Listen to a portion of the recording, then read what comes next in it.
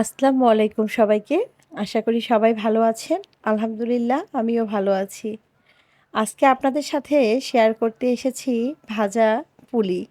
মাংসের এই ভাজা পুলি এত বেশি মজা হয়, যেটা একবার না বানালে অবশ্যই মিস করবেন। এই মজাদার পিঠার স্বাদ এত সহজে যে এত মজার একটি পিঠা তৈরি করা যায়, একবার বাসায় তৈরি না করলে কখনোই বুঝতে পারবেন না যে এত সহজে এত মজার একটা পিঠা তৈরি করে নেওয়া যায়। এই মজার পিঠা তৈরি করার জন্য প্রথমেই একটা মাংসের কিমা তৈরি করে নিতে হবে। এজন্য প্যানে তেল দিয়ে এলাচি আর দারচিনি আমি একটু ভেজে নিয়েছি। তারপর এখানে দিয়ে দিলাম মিহি করে কাটা পেঁয়াজ কুচি আর কাঁচামরিচ কুচি। একটু বেশি পেঁয়াজ কুচি আর কাঁচামরিচ কুচি এই কিমা তৈরিতে দিবেন, তাহলে পিঠাটা খেতে ভালো লাগে। একটু ভেজে নরম হয়ে যখন আসবে, পেঁয়াজটা একটু ভেজে নেব, তখন এখানে একটু লবণ দিয়ে দিলাম। লবণ দেওয়ার পর এখানে দিয়ে দিলাম রসুন বাটা। তারপরে এখানে আমি দিয়ে দেব আদা বাটা।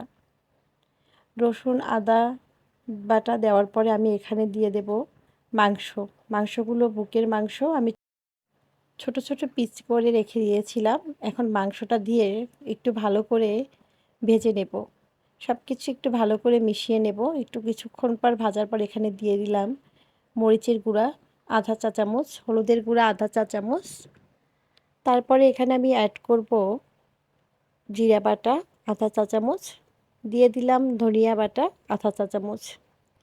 খুবই মজা হয়, অল্প উপকরণে, ঘরে থাকা উপকরণেই এই কিমা তৈরি হয়ে যায়। দিয়ে দিলাম সয়া সস।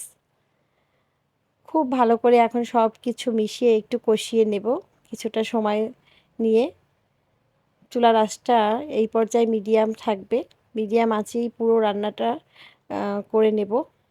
এখন এখানে দিয়ে দিলাম গরম মশলা গুঁড়া। গরম মশলা গুঁড়া দেওয়ার পরেও আমি সব কিছু খুব ভালো করে মিশিয়ে নেব এবং চুলার আঁচটা এইভাবে মিডিয়ামে রেখেই একদম ভাজা ভাজা করে নেব। যখন পানিটা পুরোপুরি শুকিয়ে যাবে, তখন এখানে আমি কিছুটা পানি অ্যাড করব। কিছুটা পানি দিয়ে আবারও উম চুলার আঁচটা মিডিয়ামে রেখে পুরো পানিটা নেড়ে চেড়ে শুকিয়ে নেব। এইভাবে করলে মশলার একটুও ঘ্রাণ থাকবে না, আর কিমাটা খেতে অনেক বেশি মজা লাগে। এই কিমাটা অনেক বেশি মজা হয়েছিল পিঠার। যখন পিঠা ভাজার পরে বাসার সবাই খেয়েছে, অনেক প্রশংসা করেছে। পানিটা যখন শুকিয়ে যাবে, একটু খুন্তির সাহায্যে মাংসগুলো একটু ভেঙে দেব এবং একদম পানিটা পুরোপুরি শুকিয়ে ফেলবো। তেল ভেসে উঠবে, একটুও পানি থাকবে না কিমায়, একদম শুকনো শুকনো করে নেব। এভাবে মুরগির মাংস দিয়ে পিঠা তৈরি করবেন, আশা করি আপনাদের অনেক বেশি ভালো লাগবে। এখন কিমা তৈরি হয়ে গেছে, একটা সাইডে রেখে পিঠার ডো তৈরি করে নেব। এজন্য একটা প্যানে পানি দিয়ে দিয়ে দিলাম লবণ, সামান্য একটু হলুদের গুঁড়া, আর দিয়ে দেব সামান্য একটু মরিচের গুঁড়া। 1 চামচ সয়াবিন তেলও দিয়ে দিয়েছি।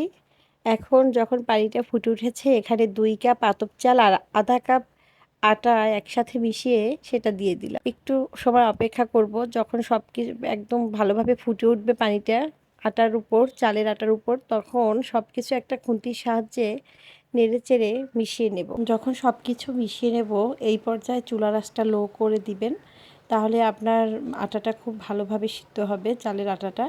চুলার আঁচটা লো রেখে সব কিছু খুন্তির সাহায্যে নেড়ে চেড়ে খুব ভালো করে মিশিয়ে নেবেন। এই আটা সিদ্ধটা কিন্তু ইম্পর্টেন্ট, খুবই ভালো করে সিদ্ধ করে নিতে হবে। সব কিছু খুব ভালো করে মিশিয়ে নিয়েছি। এবার যেটা করব, ঢাকনা দিয়ে লো আছে 5 মিনিটের জন্য ঢেকে রাখবো। এটা ইলেকট্রিক চুলা, চুলাটা এমনিতেই গরম থাকবে, তাই চুলাটা বন্ধ করেই 5 মিনিট ঢেকে রাখবো চুলার উপরে। 5 মিনিট ঢেকে রাখার পরে আবার একটু নেড়েচেড়ে সব কিছু মিশিয়ে ফ্যানের নিচে ঢাকনা দিয়ে রেখে দেবো আরও প্রায় 10 মিনিট ঠান্ডা করার জন্য, যেন আমার এটা মেখে নিতে সুবিধা হয়, হাতে গরম না লাগে। এজন্য এভাবে ঢাকনা দিয়েই আরও 10 মিনিটের জন্য ঠান্ডা হওয়ার জন্য রেখে দেব। প্রায় 10 মিনিট পর এটা ঠান্ডা হয়ে গেছে, কিন্তু এই সময়ও গরম ছিল, কিন্তু মৃদু গরম ছিল। এই পর্যায়ে খুব ভালো করে প্রায় 10 মিনিট আমি এটা মেখে নিয়েছি। একদম সফট একটা ডো তৈরি করে নিয়েছি। রুটি যেভাবে বানাই আমরা, রুটি বানানোর আগে যেভাবে খুব ভালো করে মেখে নিই, ওইভাবেই খুব ভালো করে মেখে নিয়েছি। তারপর ভালো করে মেখে নেওয়ার পর আমি এখানে ছোট্ট ছোট্ট লেচি কেটে নিয়েছি রুটির মতো। পিঠা বানানোর সুবিধার্থে আমি যেটা করেছি, প্রথমেই সব লেচিগুলো এইভাবে কেটে নিয়েছি। তারপরে ওই কিমাগুলো একটা বাটিতে নিয়ে নিলাম। তারপর এখানে কাঁচা পেঁয়াজ আর কাঁচামরিচ কুচি দিয়ে দিলাম। এই কাঁচা পেঁয়াজ আর কাঁচামরিচ কুচি দেওয়ার কারণে পিঠাটা খাওয়ার সময় অনেক বেশি টেস্টি লাগে। এই পিঠার উপরে এতটা মুচমুচে হয়, কিছুটা সামোসার মতো। যখন কামড় দিবেন তখন মুচমুচে থাকে খুবই, একদম সামোসার মতো খেতে লাগে। খুবই মজা লাগে এই পিঠাটা। এবার আমি একটা পিঠা ওইখান থেকে একটা লেচি নিয়ে একটা পিঠা তৈরি করে নেওয়ার জন্য একটা রুটি তৈরি করে নিলাম। এক সাইডে একটু পানি লাগিয়ে নিলাম, মাঝখানে কিমা দিয়ে দেবো। এবার মাঝখানে কিমা দিয়ে একটা সাইড অন্য পাশে নিয়ে একটু সুন্দর ডিজাইন করে দেব। এটা যে যার মতো করে করবেন। চাইলে একটা কাঁটা চামচের সাহায্য যদি চান এই ডিজাইনটা করে নিতে পারেন। আমি অতটা ভালো এই ডিজাইনটা পারি না। অনেকে অনেক ভালো পারেন, আমি অতটা ভালো পারি না। আমিও চেষ্টা করি মোটামুটি, মানে আমার যেটা পারি তাতে চলে, কিন্তু অতটা সুন্দর পারি না।